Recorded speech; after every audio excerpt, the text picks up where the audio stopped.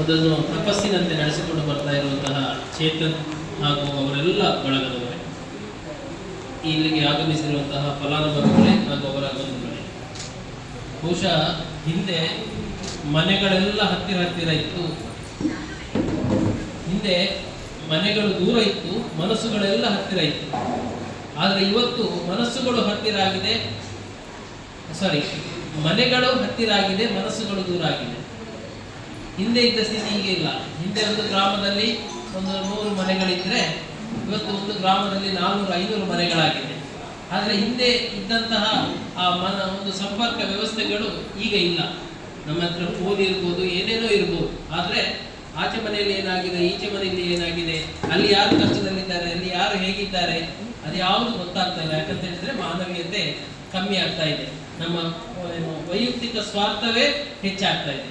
ಇಂತಹ ಒಂದು ಕಾಲಘಟ್ಟದಲ್ಲಿ ಒಂದು ಸಂಸ್ಥೆ, ಈಗಾಗಲೇ ಮೋಹನ್ ಅವರು ಉಲ್ಲೇಖ ಮಾಡಿದ್ರು, ತಮ್ಮ ಹತ್ರ ಇಲ್ಲದಿದ್ದರೂ ಆ ಒಂದು ಮತ್ತೊಬ್ಬರಿಗೆ ನೆರವಾಗಬೇಕಾದ್ರೆ ಏನೆಲ್ಲ ಮಾಡಬಹುದು, ಆ ರೀತಿಯ ಒಂದು ಮಾದರಿಯಾಗಿ ಸಹಾಯ ಹಸ್ತ, ನೆರವನ್ನು ನೀಡುವಂತಹ ಒಂದು ದೊಡ್ಡ ಕಾರ್ಯವನ್ನು ತಪಸ್ಸಿನಂತೆ ಪ್ರತಿ ತಿಂಗಳು ನಡೆಸಿಕೊಂಡು ಬರುತ್ತಿರುವಂತಹ ಈ ಒಳಿತು ಮಾಡು ಮನುಷ್ಯ ತಂಡಕ್ಕೆ ವಿಶೇಷವಾದಂತಹ ಅಭಿನಂದನೆಯನ್ನು ಸಲ್ಲಿಸಲಿಕ್ಕೆ ಇಷ್ಟಪಡ್ತಾ ಇದ್ದೇನೆ.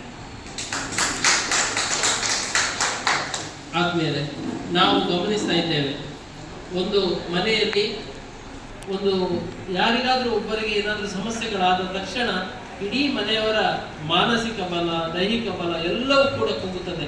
ಯಾಕಂತ ಹೇಳಿದ್ರೆ ಅದು ಮನಸ್ಸಿಗೆ ಸಂಬಂಧಪಟ್ಟದ್ದು.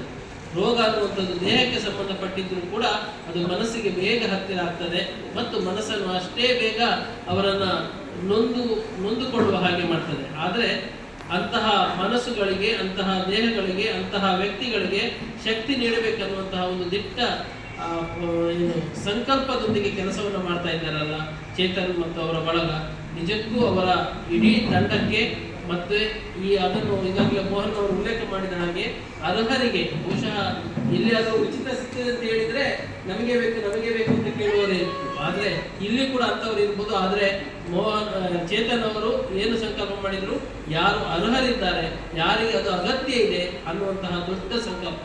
ಬಹುಶಃ ಇವರ ಈ ಒಂದು ಕಾರ್ಯ ಏನಿದೆ, ಪುತ್ತೂರಿನಲ್ಲಿ ನಾವೆಲ್ಲ ಗಮನಿಸಿದ್ದೇವೆ, ತುಂಬಾ ಸಂಘ ಸಂಸ್ಥೆಗಳಿದೆ, ರೋಟರಿಗಳಿದೆ, ಜೆಸಿ ಇದೆ, ಬೇರೆ ಬೇರೆ ಸಂಘ ಸಂಸ್ಥೆಗಳಿದೆ.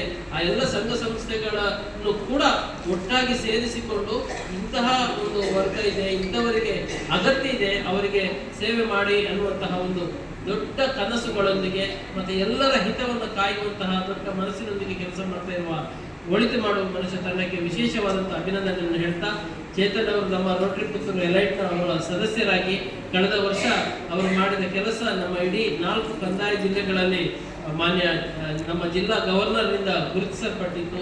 ಬಹುಶಃ ಅವರಿಗೂ ಕೂಡ ಈ ಸಂದರ್ಭದಲ್ಲಿ ವಿಶೇಷ ಅಭಿನಂದನೆಗಳನ್ನು ಹೇಳ್ತಾ, ಬಹುಶಃ ಇಲ್ಲಿ ನಾವು ಏನು ಸಹಕಾರವನ್ನು ಪಡ್ಕೊಳ್ತೇವೋ ಅದು ಪ್ರತಿಯೊಬ್ಬರಿಗೂ ಕೂಡ ಒಂದು ದೇವರ ಆಶೀರ್ವಾದ ರೂಪದಲ್ಲಿ ಇದ್ದು ನಿಮ್ಮ ಆರೋಗ್ಯ, ನಿಮ್ಮ ಕುಟುಂಬದ ನೆಮ್ಮದಿ ಎಲ್ಲವೂ ಕೂಡ ಸುಧಾರಣೆ ಆಗಲಿ.